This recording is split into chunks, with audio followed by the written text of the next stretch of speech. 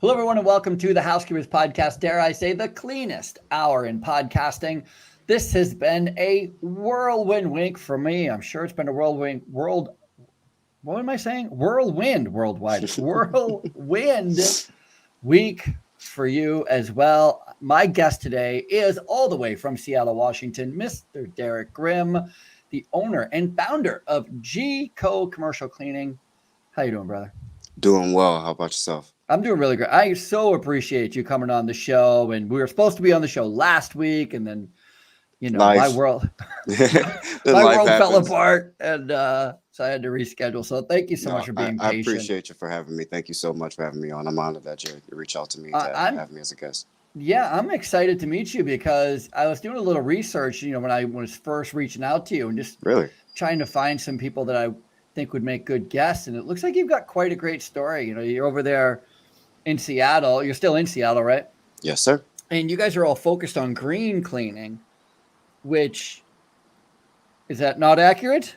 So it is accurate. We do have a green cleaning focus, but as you know, nowadays I'm not exactly sure which words are trigger words on this particular show. The pandemic, the COVID, the pandemic. Yeah. It's funny. COVID K, but we've had this, we've had to obviously, make some adjustments and do some pivoting this season. So 1,000,000%. It's a weird thing because green cleaning is a real thing. There's a lot of real natural clean airs out there. There's a lot of really environmentally friendly cleaner, not only cleaners, but also techniques. It's not just about the chemical you're using, but it's about techniques. But the thing that I work in healthcare, and the number one thing you learn when you start cleaning in healthcare is there is no such thing as a green disinfectant. Yeah, as a green disinfectant, it just doesn't exist. I'm not going to say it. I wasn't going to say it doesn't exist. But if it does exist, I have no idea about it. Yeah, so.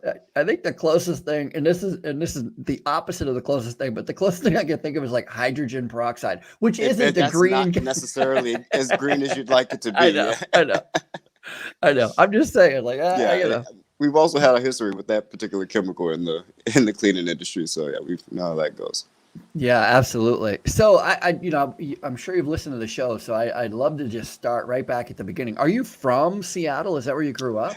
No, actually, I was born and raised in New Orleans, Louisiana, and I was, until I was about 18 years old, and I moved up here to Seattle, Washington, to go to school, and I've kind of just planted my roots here. Been here ever since. How was growing up in Louisiana? Louisiana is an amazing place. It's beautiful. It's full of culture. It was a great place to grow up. I loved my upbringing. I loved being around jazz music and parades and festivals. There's always a celebration for something. So it's an amazing place to grow up. I loved it. I always wonder. I grew up in Vermont most of the time, and I was just back in Vermont because of a family death, and we were up there. But people go up there for the first time and they're like, it's so amazing and beautiful. I never see a thing. So I always just wonder, you're like, hey, is it jazz and culture? I wouldn't have left the one square block I grew up on. I wouldn't have noticed a thing, Yeah. It can get easy to get caught up. It's hard to see, what's around you when you grow up in it. When it's all you get used to it. And so I actually just took a vacation to Hawaii, and we met a bunch of locals there, and they don't seem to even care that they're in paradise. They know nothing else. So I was like, that's nice. My point exactly. They're like, what sunset? The sunset? What? Oh, what? Okay. That's too funny. So what was it like growing up? Like, what did you do in school? Did you do any side jobs at all? Were you? Yeah. Younger, I would say very entrepreneurial at Spirit, but I didn't have very many examples of how to go about doing, examples of how to go about creating an actual business, especially as a young kid. But I did all the things like selling candy, washing cars, and things like that, just to make money, and usually never for any particular reason other than just to do it. And I wouldn't spend it on anything but candy, but.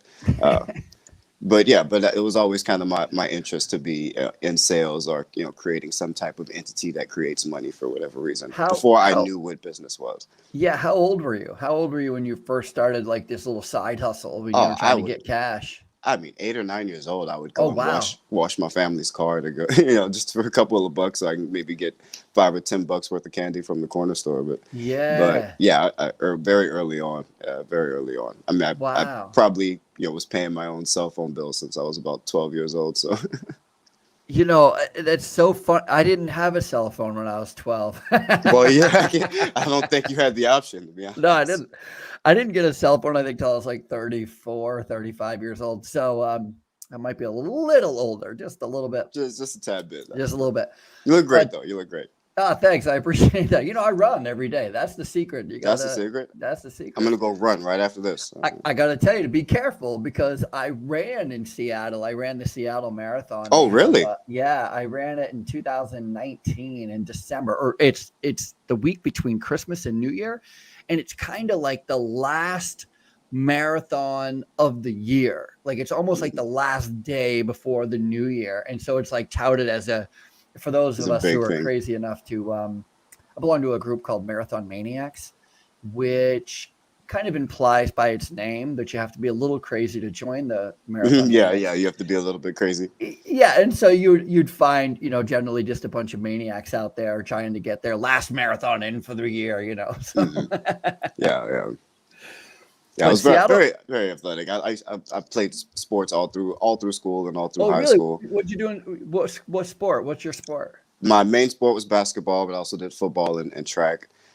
Did baseball when I was much younger, but I've always been involved in at least 2 or 3 sports a year, since I was a kid. So, uh, Nice. played heavily into me coming up here and deciding which school I wanted to go to, and trying to pick which sports team I could maybe have a future with, and I ended up getting hurt and kind of finding my way around closer towards this industry and the actual real working world, where I started to get into sales and trying to use a little bit of what I went to school for, uh, and yeah, and then I've kind of found my way towards the cleaning industry. I know that's kind of skipping a bunch, Yeah, you but yeah, just kind of skipped over a decade, I think. No, it's okay. yeah, probably a decade and a half or so. Yeah, What's fun is that team sports are so important to the entrepreneur, right? When you get into business, absolutely. if you haven't, so it's always really interesting to me how people found their way. Just forget to the cleaning industry, just found your way into entrepreneurship, into the way of starting your own Hmm. business and starting your own thing. It's so fascinating to me. I know you said like there weren't very many influences as a kid who maybe showed you how to run a business or start one, Yeah, like anything. the idea of starting a business or Yeah. owning my own company, like that didn't come until way later in my life, Yeah. and I just never even thought it was an option for me. I assumed that it would take millions of dollars or thousands of dollars at least to get started, and I thought I needed so much, and Yeah. so I just never even I never would even attempted anything serious until much later in my life. How do you have brothers and sisters? I do. I have an older brother and two younger sisters. Oh, so you're kind of in the middle. Oh, you're the middle Right in the kid. middle. Yeah, right Oh in the middle. no.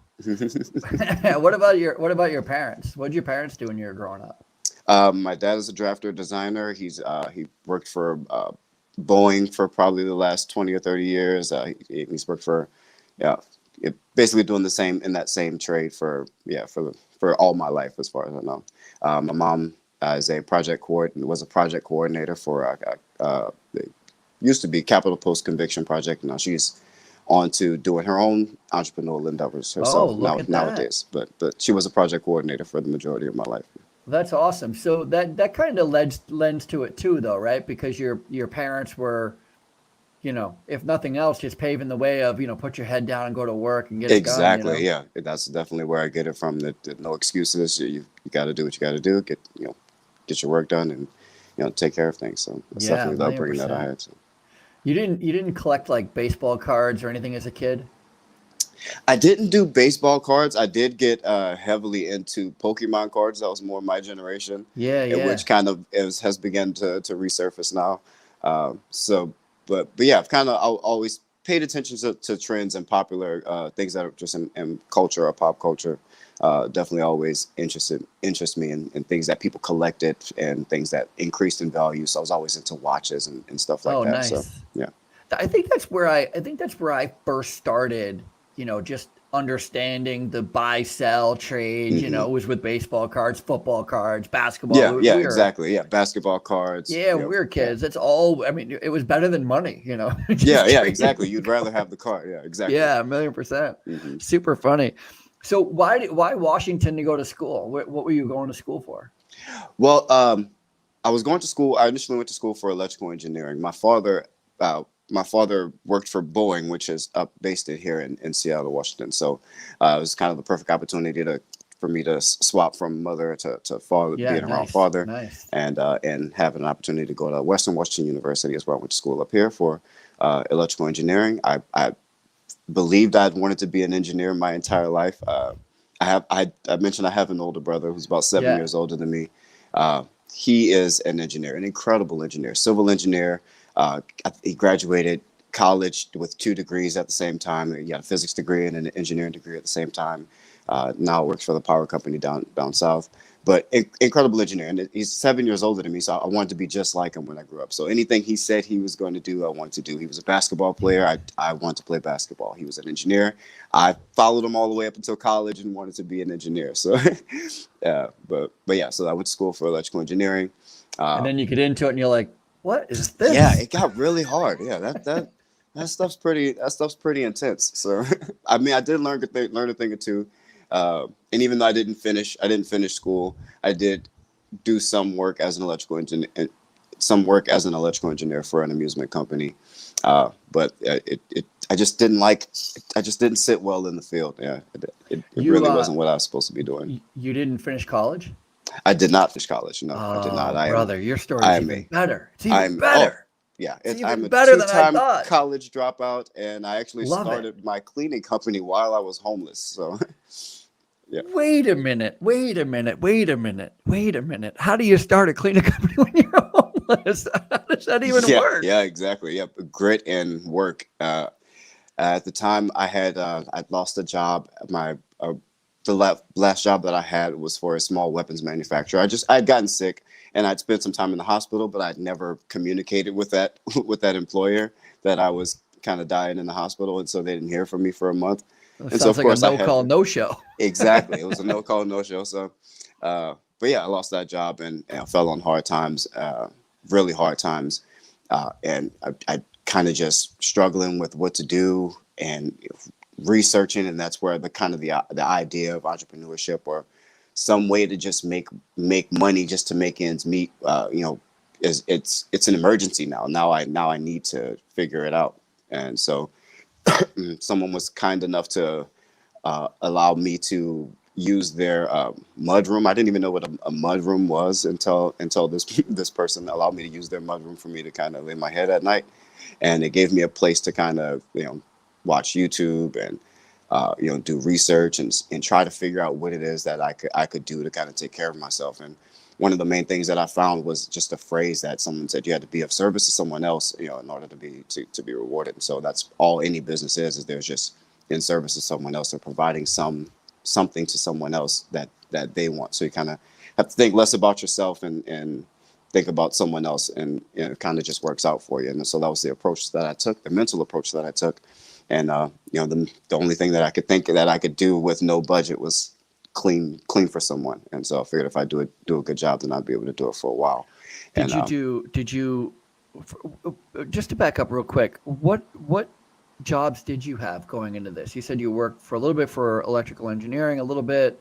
You did yeah, some. immediately out of college, I worked for AT&T and Verizon as a sales rep.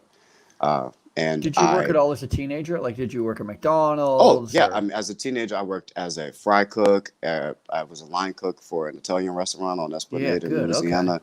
I worked for another restaurant called Nacho Mamas. where I kind of just made salads and wrap burritos and stuff like that. But yeah, I've been working since I can remember. I've always Yeah, had a good, job. good. Even into college, I was part of the Res Tech team that we helped everyone get their internet connection set up and fix computers Nice. and stuff like that during on So campus. So you're now sleeping in a mud room that and is watching correct. YouTube on your phone. See, that's the other thing I didn't have when I was a kid. I didn't have Yeah, you YouTube. guys did. You had if you wanted to do research, you had to go find an Yeah, there was. encyclopedia or go to the library. I remember. This is how bad it was. I remember the first company I started was called Collectibles for Kids, and I was selling baseball and football cards at trade shows, Hmm. and I got robbed. Like a Oh, guy, wow. like this one kid came up and was distracting me on one side of the table. Another kid came up and took, Hmm. half my, my cards. And two tables over, while I'm freaking out, this other guy's like, "Oh, I'm so, we've seen that happen before. Sorry, we should have told you." See, that's what YouTube is for, right? You can Yeah, learn yeah, that you can lesson in actually learn that YouTube. lesson before it happens. You at least know where to to keep your head on the swivel. Yeah, you got to Yeah. definitely keep your head on the swivel. So YouTube, that's super great. Yeah, So thankfully because of the time that I was born in, I have that at my disposal to be able to research things and look things up, watch other people and watch other experiences and learn from them. So, So uh, what was the first? I love the idea, by the way, that you said, "Hey, I can do this for no money," and I think that's so accurate. You can step into a housekeeping or a cleaning position, starting your own business, just relying on. Well, don't you have your own cleaning chemicals already? Yes. Don't you have your own rag? Yes. Most people own their own vacuum. Good to go. I'll run all of it for you. You just yeah, right. and I actually for the very first job that I got, I borrowed the vacuum that was at the house that I that I was staying in. So, That's but, even better. That's yeah. even better. So what was the first contract you had, or what did you first start cleaning? Oh, I remember my very first job. It was actually I had just made a Google my very first Google listing or what have you, and probably the third day that it was up, I got a call from someone at a retailer in the mall near here, the Alderwood Mall. So a wet seal, I believe, maybe 7 years ago in the Alderwood Mall, and they were kind of just doing some construction or remodeling, and they wanted someone to come in and clean up.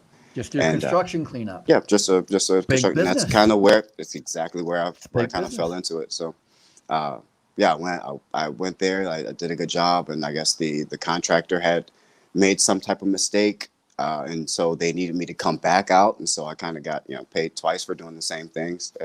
So, and I quickly got to see that hey, there's some money in this. I should start asking some more businesses to if I can clean for them, and so then I kind of started to look and do more research towards commercial cleaning and how to actually make a business. And uh, I wanted to make sure that I was okay legally. And so I looked up how to get licensed and insured and bonded and things like that. So those were the next things that I did So then how with did that very first job's money was what I think they required that I have $1 million in insurance. And of course that baffled me when someone says $1 million in insurance, but back then I think it was like $50 because I was yeah. only person working.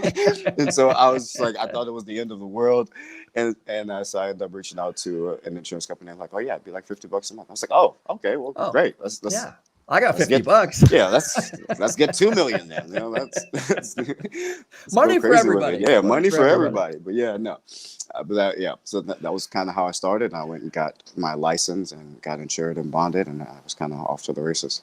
Were you able to, a lot of times people are able to turn that, that one and done job into multiple jobs. Were you able to get more work from that contractor or from that store? Actually, we do still have a relationship. The work it's sporadic. It's not Hmm. consistent, but they do. They're based in Houston, Texas, actually, and so every now and then they do reach out to us for jobs that they have out here. So it's nice to have relationships like that. But yeah, Yeah, that's very cool. yeah. Very cool. And how did you then, so you have a few jobs, you finally got some legitimacy under your belt. How do you go start getting more accounts? Are you knocking on doors? Are you cold calling? What are you Oh, doing? I did a little bit of everything when it was just me and who's my operation manager now, Maddie. We did a little bit of everything. We made flyers. We did handwritten flyers. We did the door hangers. We knocked on doors, we cold called. Oh my God, did we cold call? Uh, I still cold call. yeah, but there's really no way to get out of it, especially nowadays when you can't really knock It's on the doors. best. It's the number one way I make money is through cold calls. Really, Yeah, I know nobody likes to swallow that pill, but it I'm doesn't telling you, surprise me, but time and time again, it's the story that I hear is that's how you build. Um, yeah, I absolutely hate it, but I wouldn't have been able to get started had I not went through it. I mean, it's for when you think about it when you're starting out, and it's those things that are free that just are work, that elbow grease things that you have to actually just do and get through. Those are the hard things to do, and those are the things that make you the most successful. So yeah, I'm not surprised that cold calling would be your success even to factor. this day, and I remember when I first got into sales, I was like, because cold calling is the hardest, it's the Yeah. most terrible. And I would make all kinds. I would listen to everybody else, like, "Oh, that doesn't work. You shouldn't be wasting your time with that." Everybody comes up with reasons on why you shouldn't cold call. And what I realized is that nobody was cold calling. And I just thought, if you just sucked it up and started cold calling, You'd be the only one, yeah. I'd be the only one. You'd be the only one. Your competition's pretty low. Yeah. I remember I did a poll on LinkedIn and I said, do you cold call in the morning, in the afternoon, or you not cold call at all? And the only reason I was asking that question was to find out when I should be cold calling. Because if everybody's going to be Right, like, yeah. I cold call in the morning, I'm like, I'm cold calling in the afternoon. Then I So do when you're afternoons, not and I'm doing going to it. do the morning. Resoundingly, everybody said, I don't cold call. I'm like, all right, well, then it doesn't matter what time I do because I'm the only one doing it. Yeah, I fought against it for a long time because it would give me almost an anxiety. Like Me too. I would make a list, I'd write a script and I'd practice it, and then I'd go to grab the phone and I get cold sweats. It would be horrible. Yeah, I hated it, but yeah, those things that you grit through and that you work through, it would actually end up being the most success, the things that bring you the most success. So I hate it every day I start. But then and you still do it. once I get started, it's super Yeah, easy. you're I in get it. Yeah. super relaxed about it. Yeah, that's how it is for everyone. Once you're in it, you're in it. Once But you're yeah, in it, you're like, I'm just making calls. At the end of the day, it almost sounds like I'm not selling anything. I'm like, hey, how's it going? Good yeah, for you're just you. having the conversation. Just the next person. Yeah, Next. yeah. And luckily, I learned that I was able to get into cold calling a little bit easy just because I had done sales for AT&T and Verizon before, which I started as just your regular the guy who would bug you in the mall to try to buy a cell phone back when it was new, or whatever the new phone was, or then I kind of became the guy you come to in the store. And then I think we're commission sales, so we're based off how many phones we could sell in a month. And this is before businesses even started to have cell phones or any type of technology out that pertaining to cell phones or the internet within their company. So I was kind of among that first group of salesmen who would reach out to these trucking companies to sell them those Nextel or walkie-talkie type situations, and I would bring those sales back to my office, my little small, my little small sales department for AT&T, and that when we would struggle to make sales for 15 phones as a team from behind the desk, I would bring in a 30 phone deal, and and they'd be like, "What the heck are you doing?" And so I got to sharpen my B2B sales skills in those arenas at those phone companies. So when I had the idea to clean, I never thought of cleaning houses. I always thought of cleaning buildings. So that's kind of why I went either the post construction or commercial or Class A buildings and stuff like that. That's very interesting too. I was going to ask why commercial over residential. Yeah, the idea of residential never seemed appealing to me. I felt like people would be really picky, and there's never really a way to kind of have a consistent uh, outcome, or like a outcome from the customer's perspective. Everyone's so different. I feel like in commercial there's a standard to meet, and you can go above that standard, and everything's measurable a little bit more. Not to mention the revenue is more consistent, and so it just made more sense to me from the beginning. The budgets are a little bit larger, not a little bit, well, a lot larger, A lot larger, yeah. in commercial, and so that's the lane that I decided to. It made the most sense, so I've stuck there. Another thing that I learned, along the way, I think I've done everything. I've done commercial cleaning, residential cleaning, school Hmm. cleaning, church Yeah, yeah. cleaning, Oh airport yeah, cleaning, stadium I've cleaning. tried it all. Yeah, I've absolutely tried it all. I've Yeah. done it all. One of the things that is really important to know is the bigger the account, the easier it is to run. Hell, it's the Yeah, easier it is to clean. yeah, yeah. Because if you're using 8 people a day and 2 people call out, you can still get it You done. can still get it done. Yeah, If yeah, you're that's what using two helps. people a day and one person calls out, forget it. Yeah, I mean, now it becomes a stretch. Yeah, yeah, you just lost half your staff. yeah, exactly. That's a Yeah. big So staffing problem. that's why I think commercial cleaning to me makes the most sense as well, because it's so much easier to manage. I mean, if I have a call out and I'm a residential cleaner, the residences aren't getting cleaned. Yeah, the residents are getting clean. Yeah, there's no way around it. No, Yeah, there's no way around it. I've always preferred the consistency of commercial, uh, the ability to be flexible with staff and having more staff in one spot. Yeah, you just have more people that are kind of trying to make something work. I feel like the more heads you have, the better. So that's Yeah, commercials always work better for me. I agree. And it looks like you do nearly everything, right? You do gyms, you do all Class A offices. Do you do any Yeah, schools or anything like that? we don't do any schools currently. We did have a school under contract for a year, a couple years ago. It's just not something that we went back into. But yeah, we've done a little bit of everything. But right now we have gyms, we have aerospace facilities. But we're right next. Literally, my office is actually across the street from the Boeing field. So I'm surprised that throughout this video there hasn't been a 747, or a Dreamliner, cross and shake the building. But yeah, we do a couple of aerospace facilities, You're in a Class A perfect buildings, where location then, right? I mean, warehouses. Exactly, we're in the perfect location for commercial. So I live by an industrial park myself, yeah. and I was thinking I work in healthcare, so I clean nursing homes, hospitals, Yeah, yeah. assisted living. And So I'm not in I've that. definitely steered clear of I've been Yeah, intimidated by it, but I've kind of been everybody listening has a. to you lately, and it's kind of got me wanting to dabble in there a little bit. Oh well, if you're interested in healthcare, we can talk. I can tell you all about it. But my point is that uh, with healthcare, all healthcare facilities are spread out. It's not like a hospital is next to a hospital is next to another hospital.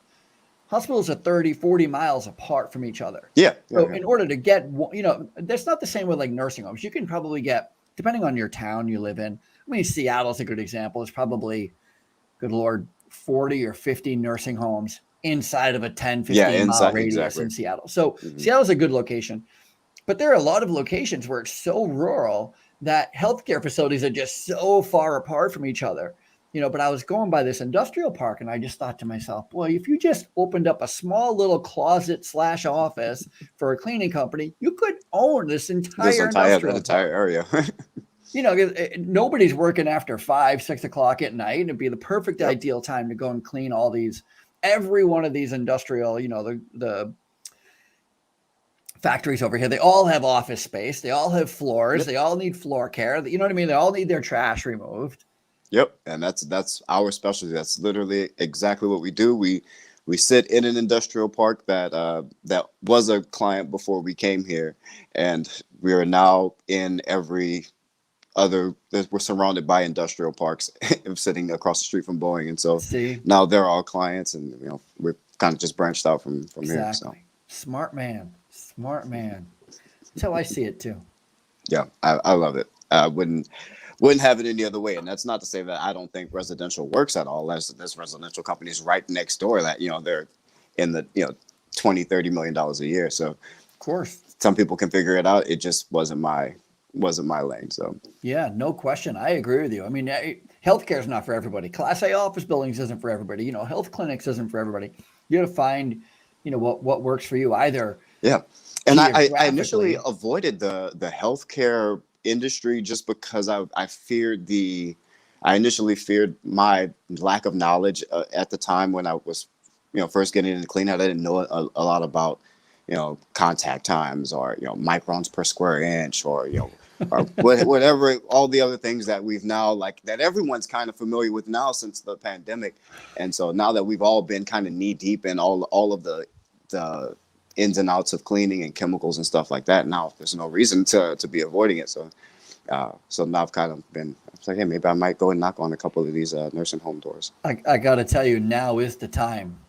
Now is the time. It's one of those industries that healthcare is one of those industries that hasn't been very big on outsourcing. Most healthcare facilities don't outsource. They don't outsource their cleaning to anybody. Yeah, they used to have their own janitorial staff. Yeah. And the challenge with that now is, as you kind of alluded to, is number one, the spotlight's been placed pretty heavily on healthcare, and the need for professionalism and knowledge is just increased by 100%. I got to tell you, in 2019, a short, nearly 2 years ago, if I would have brought up contact time, I would have been looked at like I was like wasting people's time. Nobody cared, right? Yeah. Now, you're preaching to the choir. Now everybody is super interested. Preaching to the choir. I couldn't get a potential client to listen to me from more than 5 seconds as I start to go into a spiel about cleaning for health. They like, well, can you make it shiny? Like that's all we need. You just make it shiny. And I'm like, all right, whatever. You don't want, because that's always been our slogan, was cleaning for health. Like 4 years before COVID, we were cleaning for health, and we were trying to sell people on the idea. We use HEPA filtration, and we disinfect cares. And microfiber and blah blah blah. And nobody cared. Nobody cares. Now they're quizzing me on what I know. They're like, well, do you know this? And what chemicals are you using? You're not mixing this with that. But yeah, it's kind of interesting to watch the industry kind of flip upside down like that. It's been fun, and I'm happy to say that I was here before and after. So it's been the best thing and the worst thing for our industry at the same time. I had somebody recently question the water temperature of my mop bucket.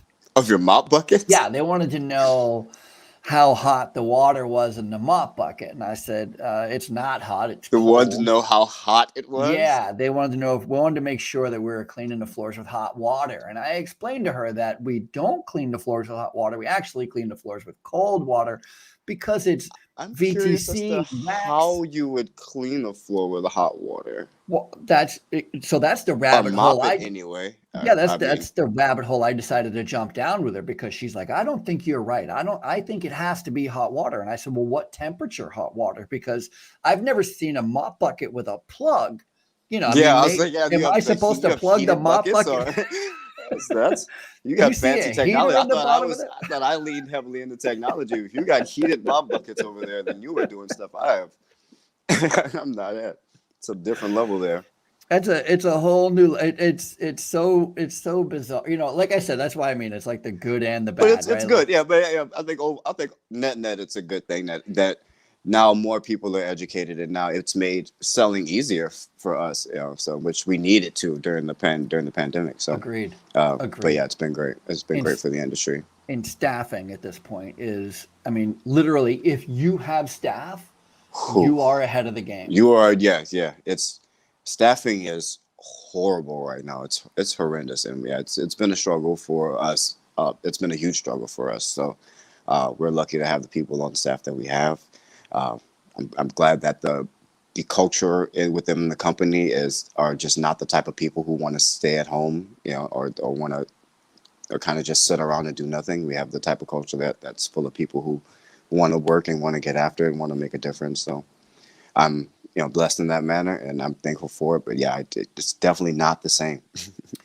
Recruiting is a bear. I think, I've been working in cleaning for more than 20 years, and I've always been short-staffed. So we've always, there's always that, before this, it was a turnover if it wasn't, if we weren't getting applicants. So there's always staffing issues. There's always some staffing issues to solve. So yeah, so it's nothing really new to us in this industry. There's always been a high turnover. It's always a challenge. It's always a challenge. And I would say with some understanding, not everybody wants to be a cleaner, right? Which is totally fine. I'm under the, hey, if you need something for now, come to work for me, right? I'm great for now. you know. Yeah, exactly. And we usually stick to people who have full-time jobs or other part-time jobs, and those tend to be the people with the that fit the culture, that that just want to make extra. We found that when we try to target or go after people that have no work whatsoever or nothing going on at all, we get a lot of the no call, no shows, or they're not even show up for the interview, or come to the interview and then never show up, or we never hear from them again. And so, Do you have any thoughts as to why that is? I mean, I guess if you're already working, then you may be inclined to maybe you have some goals and you're just trying to figure out how to reach them. And people who aren't working yet are just trying to figure it out from the start. I'm not exactly sure. I couldn't tell you. I really couldn't tell you, but it just seems to be that way. Yeah, I don't know either, to be honest, but I do have a theory. I've been thinking about it a lot because so our challenge in healthcare is we don't clean at night. We clean during the day. And so it's a Okay. full 37 and a half hour or 40-hour a week job. It is a full-time 7 to 3:30 in the afternoon job. That's cleaning in healthcare, in nursing homes anywhere, and in senior care. In hospitals, there's a lot of night care, but a lot of night Hmm. cleaning, but not in nursing homes, not in senior care. And so we're having this big challenge with getting people to show up for work, show up for interviews. And I just started to realize that, what I think what the number one problem is, they don't need to work, because otherwise, if they needed to work, they would be. So I think Yeah. people just simply, and I don't know how or why or what their rent situation is, but I don't think people just need to work. I don't know They just why don't that need to is, work. but it doesn't make any sense to me otherwise. Because if you didn't have money and you didn't want to work, you're in real trouble. Yeah. But if you have a little bit of money and you don't want to work, maybe you're okay. Yeah, maybe you're all right. Yeah. Yeah. Yeah, maybe a little bit's enough. I don't know. I don't know. It's a Yeah, I think struggle. that may be the unlock of this whole era, is that people realize that they never did need a whole lot of money to be happy, and they just really would rather have more, what they call work-life balance, I guess, or no work-life balance. A work life askew. Yeah, exactly, exactly. A little bit of work, a lot of life, Hey, which I'm is not a empathetic bad to it. model. Not I'm a bad empathetic model. to it. Yeah, I'm. Not a bad model. I I just totally understand.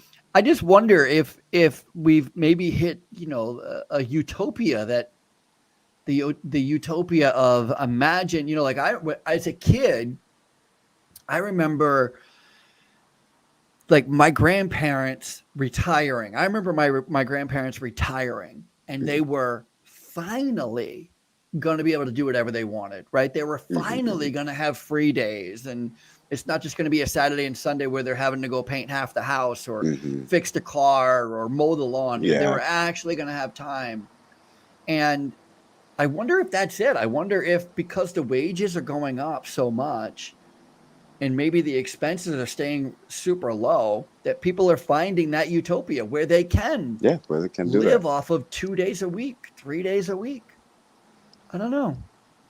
I I can't. mean, it'd I'm be. working 80. I don't know. Yeah, I was like, yeah, I work 80, I work 70, 80 hours a week. So I don't know, I don't but either. maybe it could be the results of a good economy. I mean, the economy was great for so long, that it's just kind of could be the results of having that type of stimulation. So I the reason I even bring it up and try to figure it out really is because I think it's up to you and I. I think it's up to the business owner. I think it's up to us to figure out how to, because let me say it like this.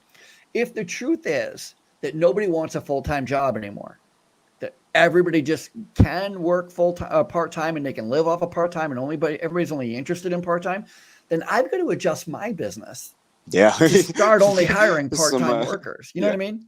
Hmm. Yeah.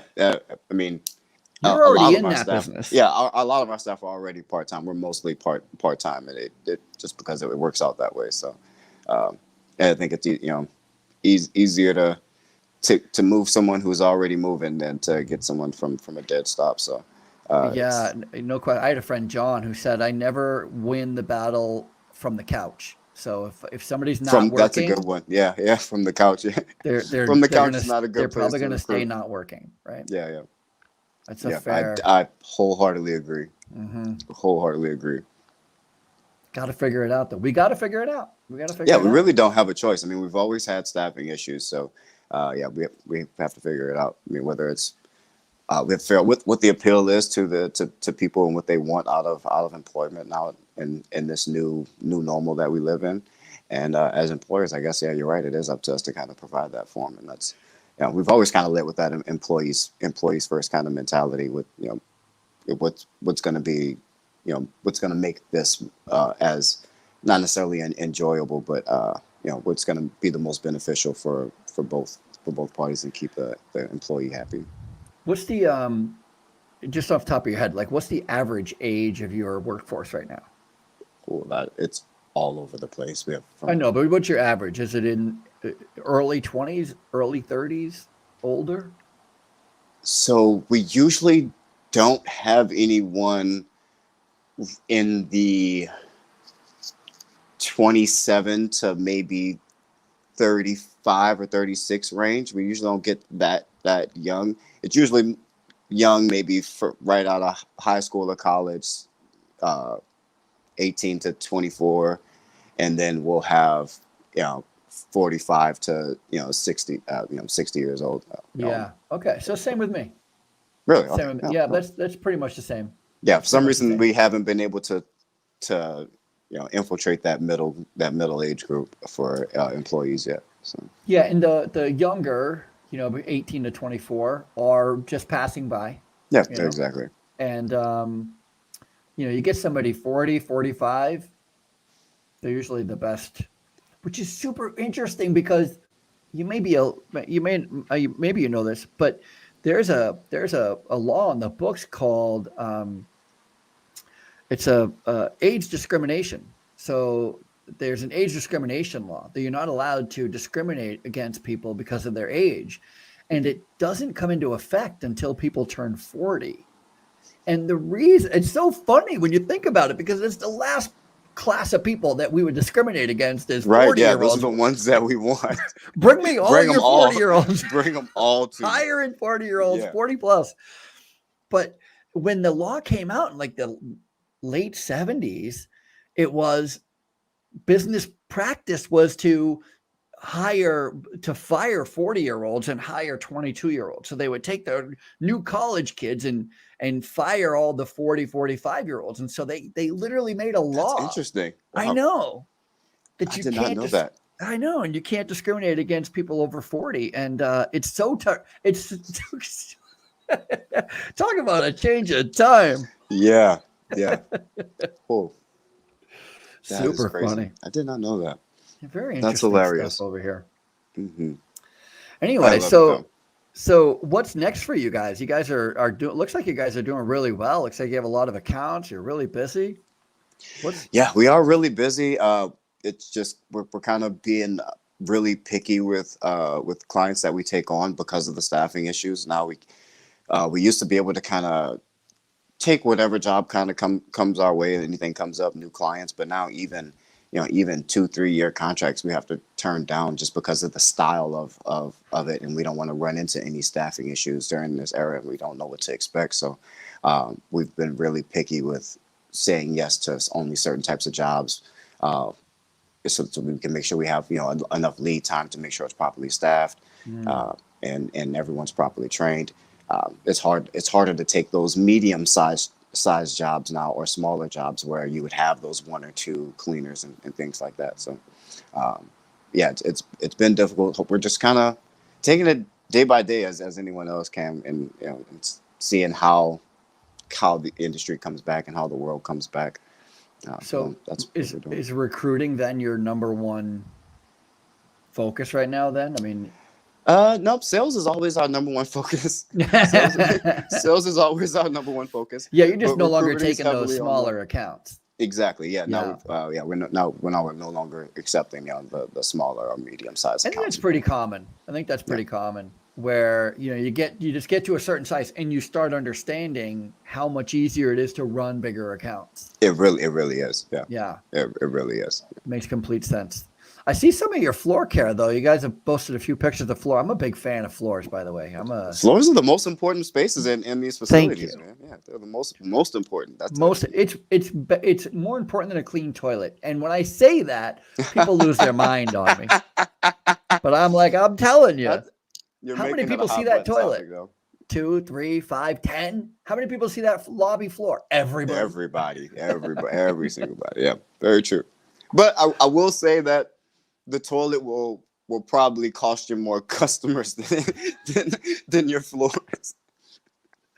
You know what's interesting is, and again, I work in healthcare, and healthcare is a really unique situation where you have both the customer and the employee spending an equal amount of time at this place. And what's really interesting is how the clean, dirty aspect of your workspace affects the employee. Oh, yeah. And so at some point, the customer is super important, of course, but your customer's in and out, seeing it once, twice, maybe once a week, whatever. The employee's seeing it every single day. And if it's a less than desirable place, it kills morale. It kills morale. Yeah, it kills it. It's really difficult, to work when your aesthetic is kind of down. It affects your emotions. We're all like empathetic creatures in that sense. Your surroundings are going to affect your mood, and your mood's going to affect your performance or your efforts, and it all plays into it. And we sell that, so I'm definitely a huge believer. You got to focus on that. That's super smart. Being in my position, I'm blessed with having the opportunity to see an awful lot of service entrances, right? A lot of people want to take me around and show me stuff. And I'm always very grateful. I love it. But I walk into a service entrance and see like it's all, the employee break room is just a piece of junk. I'm like, you guys are doing it wrong. You're doing it wrong. It's not okay. It's not okay. It's got to be better. It's got to be as good, if not better, than the customer experience, because your customer's in and out. Yeah, exactly. Your employees are there every day. Take care of your employees. Yeah, exactly. Of course. Yeah, people will send their employees and have them sitting in filth and wonder why no one actually wants to come to work. It's because it's disgusting. Yeah, listen, here's the thing. Just a little tip for those who are not sure if they're on the spectrum here of whether or not they're treating their employees well or not. I'm going to give you a little acid test here. Here it is. If the furniture, when you get new furniture and you give the old furniture to your staff, right? You go to the employee break room and not a chair matches, right? Yeah, tables are half broken. There's pieces of paper underneath the table leg to even it out. Yeah. That's you putting the employees after. Yeah. What we tell our clients is that we want to get you on the other side of your employees' foot flushing in your facility. You don't want boot marks on your toilets. They shouldn't have to feel like they need to flush with their feet. Yeah, that's interesting. I do not flush with my feet, but you'd be surprised how many people do. I know. I do lift the toilet seat with my feet. With your foot, yeah. Yep. There you go. I do indeed, and I have a friend, Ray, who he was maybe the first person I ever see just kind of like legit flush anything with his foot. And I mean urinal. Like, how are you getting your leg up to your head to press that lever? Like, that's a lot. He must be a flexible guy. It's a flexible guy. I'm like, Karate you're gonna expert. wash your hands anyway, aren't you? I mean, are you avoiding washing? What are you doing? What are you doing? Yeah, maybe that's what it is. They're trying to avoid washing their hands. Just doesn't want. No, he always washes his hands, but he always uses his feet. I'm like, some people don't even want to go near it. Yeah. Overkill. Yeah. Good old Seattle. Yeah, I love it here. I love it. It's beautiful. It's definitely a contrast from where I grew up. Going from completely flat, hot and humid all the time to pretty brisk, snow-capped mountains year round. It's beautiful scenery. Sunsets here are gorgeous on the West Coast. Uh, people here are lovely. It's great. I love being out here. You know what you have there too, other than a lot of hills? Like I mentioned, I ran a marathon in Seattle. Good Yeah. So Lord. yeah, you know, yeah, we got quite a few hills. Straight down, straight up, straight down. Yep. There is a oh gosh, what is that called? The pier right there. You have a pier. It's super famous. You have a With the fishing Ferris pier. wheel on it, or a fishing pier. Yeah, you have a fishing pier where there's a fish store that is super famous, and I can't think off the On top Pike's of my Place? head. Pike's? Is it Pike's? Yeah, Pikes. Yeah. Pike. Here's the thing about Pike's, and this is going back a few years ago because it was I read a study on Pike's, but so I don't know what it's like today, but at the time they had something that nobody had. They had a ton of people wanting to work for them. Like there was a waiting list of people to go to work for this Pike's Pier, the fishing, where you pick up the fish. Yeah. And the way that I heard the story was what makes that so significant, other than, of course, anybody wanting to work some places, says a lot about the place. You know, when I was a kid, I grew up in Vermont, and Ben and Jerry's had just opened up. And everybody wanted to go to work for Ben and Jerry's, like everybody. And it was like rumors, like you got free ice cream, you got massages, like all this stuff. Like I have no idea. I never worked there. It was this rumor that it was an amazing place. Right. So, okay. So Pike's Pier has like this waiting list of people who want to work there. And the story I heard is to understand how terrible the job is. It starts at like 3-4 o'clock in the morning. You're unloading fish off of a boat. By the way, the fish are packed in ice, so it's freezing cold. It's backbreaking because they're heavy boxes. Yeah, it's not a fun job. It's it's the not opposite. An enjoyable job, but they still have a line of applicants of people waiting and waiting. Exactly. Good. And the question is, why? Do you know why? Everybody wants to work there? I couldn't tell you. I wouldn't work there. It's because the culture is fun. Because when somebody orders a fish, you don't just grab the room. Yeah. You throw the fish. And so they're always showing these pictures of fish being chucked over the aisles, and they're catching it in newspaper, and it's fun and it's exciting. And you're making people smile and laugh. And I bring that up only to say, if they can make fishmongering, if that's a thing, whatever it's called, if they can make that fun, one of the most sought after jobs, right? We should certainly be able to make cleaning fun. Yeah, I think one of the biggest challenges we have in the cleaning industry, other than our reputation is terrible, because nobody wants to be a cleaner. Yeah. But other than that, I think that especially in healthcare, is everybody works solo. So we don't work in teams at all.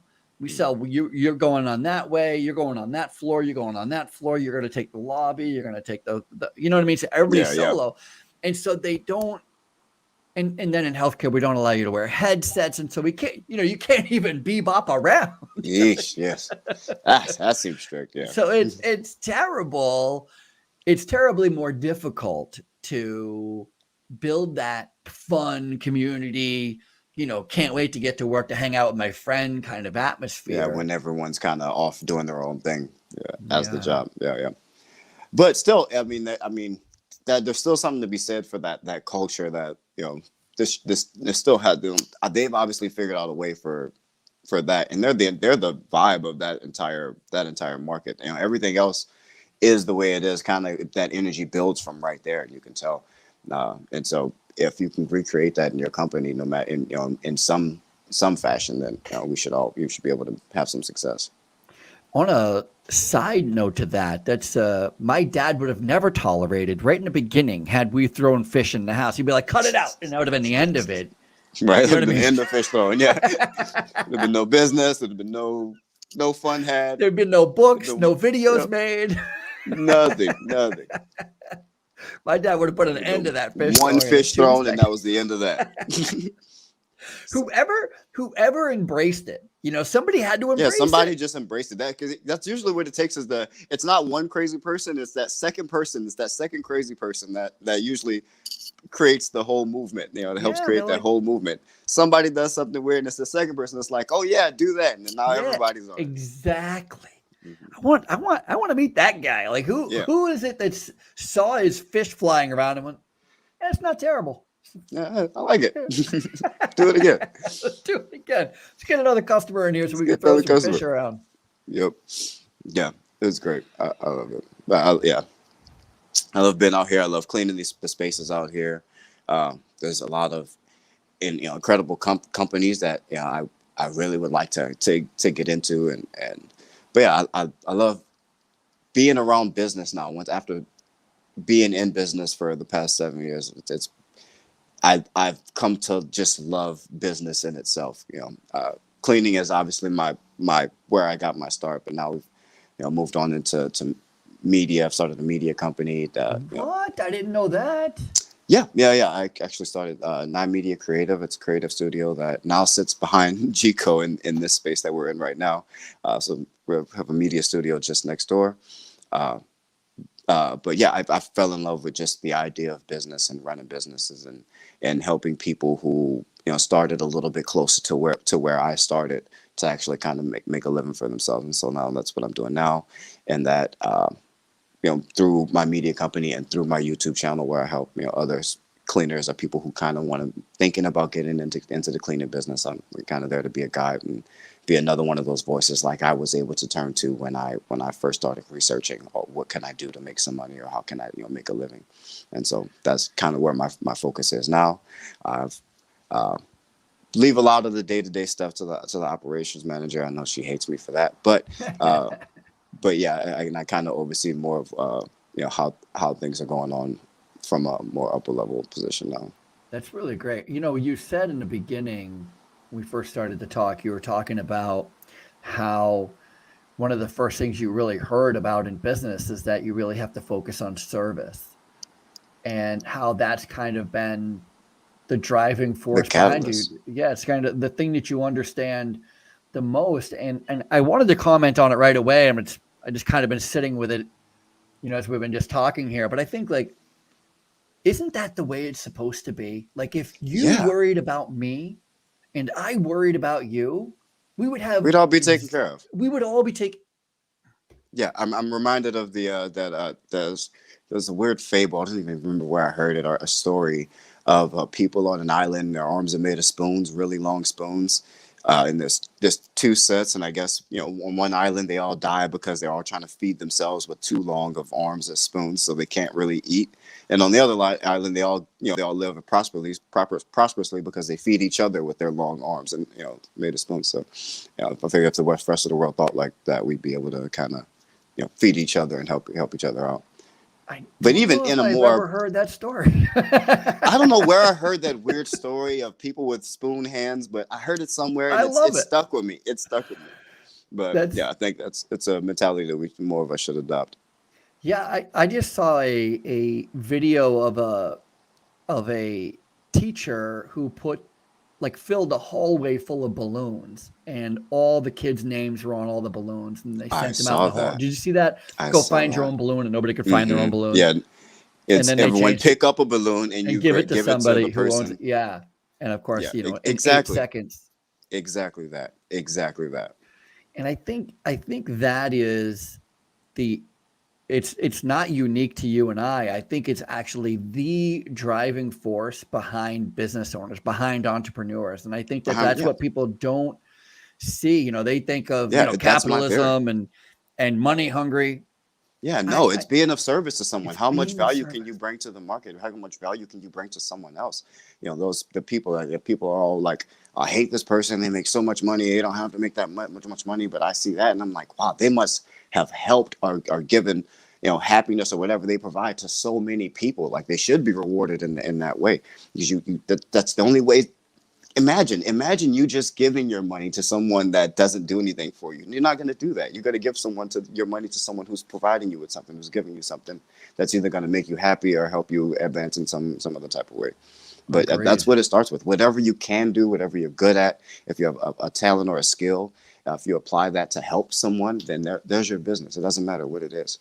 Agreed. Agreed. I couldn't have said it better. I think that's it's certainly my motive. My motive. I mean, I love. I'm an educator. So Yeah, there you my go. wife's an educator. Like we just love to teach.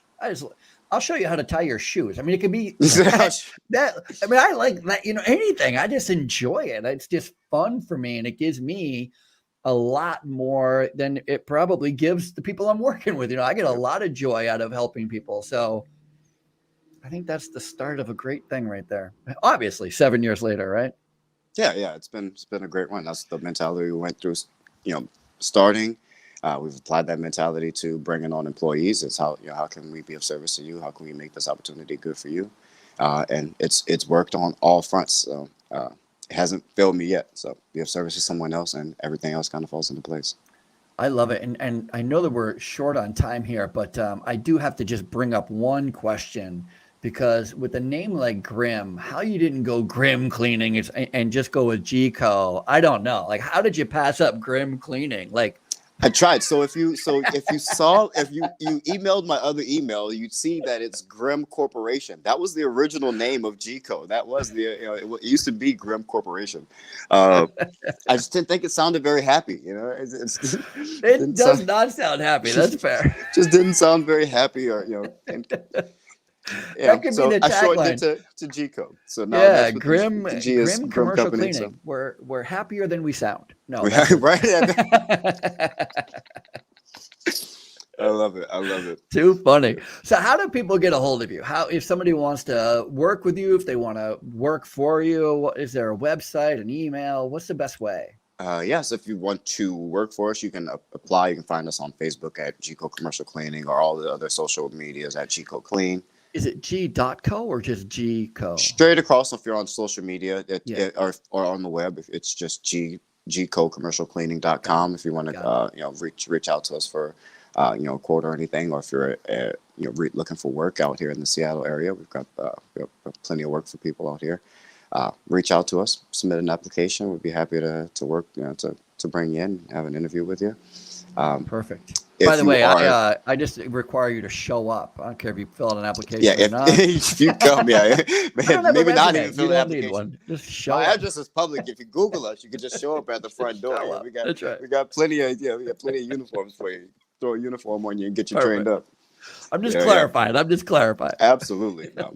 But if you're thinking about getting into the cleaning industry, and you're looking for a guide or maybe someone else's experience to watch, I've been filming my experience and what I've been doing for the last 2.5 years on YouTube. So you can go and find me on YouTube at DJ the Boss. There's a few thousand of us now. DJ the Boss. Yep, that's the Boss family, my Boss family. So shout out to the Boss family. A lot of those guys are watching on YouTube right now on my YouTube channel. Nice. So join us, a bunch of like-minded entrepreneurs who are just trying to figure out our way in this industry. So. But yeah, you can reach out to me on Facebook, Instagram, LinkedIn, all of that stuff. I'm all over the social medias. Perfect. Thank you so much for coming on. And I'll have all of your contact information in the show notes when this comes out as a podcast, and we'll link it right to this video. Right when this is over, I'll put all your links in there as well. So if anybody wants to reach out to you at all, they can. Awesome. I appreciate you so much, Ralph. Thank you so much for having me. Thank you so much for being on. I really appreciate hearing your story and learning where you came from. And I mean, you're just proof once again. And every week I get to have this opportunity to just once again meet some incredible people who was homeless, living in a mud room. For those of you who don't know what a mud room is, by the way, that's between the front door and the door into the house. That little space is called a mud room. Yeah. It's where your shoes where go. you take your shoes off before you go into the actual house. Exactly. Like, people with money make some stuff, they man. Have a mud room? They got a place to just take your shoes off before you go in the house. I was like, this is a whole room. I was like, I can sleep here. I was like, matter of fact, can I sleep here? I can sleep here. I just saw a video of an artist. This goodness, where were they? They were somewhere. I don't know, but they were having this whole renovation where the builders are taking up all the spots, and they found this little room in a mall that's unused, and they decided to live there, and they lived there for like 4 years. What? Yeah, in a mall. They lived in a mall in a random room in for a mall. 4 years because there was a room that was created accidentally, but it was unusable, and some bunch of artists found it, and like they had water, power, television, like couch. The ingenuity. I mean, you got to respect the ingenuity. You really do. You really do. Thank you so much for being on. I really appreciate it. That's it. The Housekeepers podcast. Make sure that you like and follow. Let me go ahead and change my point of view here since he abandoned me. Let me see here. Let me see. Oh, hey, nope, that's not it. That's not it. That was the wrong one. Here it is. Here we go. Housekeepers podcast. Thank you so much for tuning in today, and I will see you next week. Make sure you like and subscribe and share, and you know what? Do good things, and good things